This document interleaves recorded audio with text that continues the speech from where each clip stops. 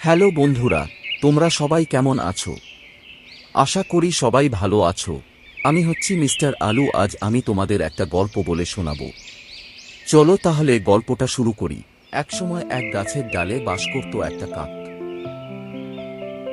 একদিন দুপুর রোদে তার খুব জলের তেষ্টা পেল, কিন্তু আশেপাশে কোথাও জল পাচ্ছিল না। আকাশে উড়ে উড়ে চারদিকে সে জল খুঁজতে লাগল। এমন সময় তার নজরে পড়ল একটা কলসি। সে খুশি হয়ে তখনই উড়ে গিয়ে সেই কলসির কানায় বসল। ভিতরে উঁকি মেরে দেখল কলসিতে একেবারে নিচের দিকে অল্প জল রয়েছে। তার ঠোঁট সেখানে পৌঁছাতে পারছে না।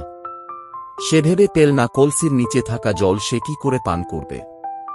অনেকক্ষণ ধরে সে ভাবতে ভাবতে একটা উপায় বার করল। কলসি থেকে কিছুটা দূরে বেশ কতগুলি নুড়ি পাথরের টুকরো পড়েছিল। সে ঠোঁটে করে একটা একটা করে পাথরের টুকরো কলসিতে ফেলতে লাগল।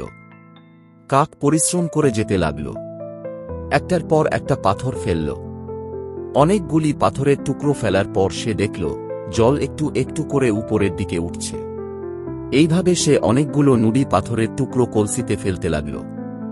পাথরের টুকরোতে ধীরে ধীরে কলসিটা ভর্তি হয়ে এলো আর নিচের জল অনেকটা উপরে উঠে এলো। তারপর চালাক কাক ঠোঁট ডুবিয়ে তার পিপাসা মেটাল। নীতি কথা, বুদ্ধি থাকলে উপায় হয়। বন্ধুরা, তোমাদের গল্পটা কেমন লাগলো কমেন্ট করে অবশ্যই জানাবে, আর ভিডিওটাই একটা লাইক করে দিও আর চ্যানেলটাকে সাবস্ক্রাইব করতে ভুলো না। সবাই ভালো থেকো, সবাই খুব মজা করো।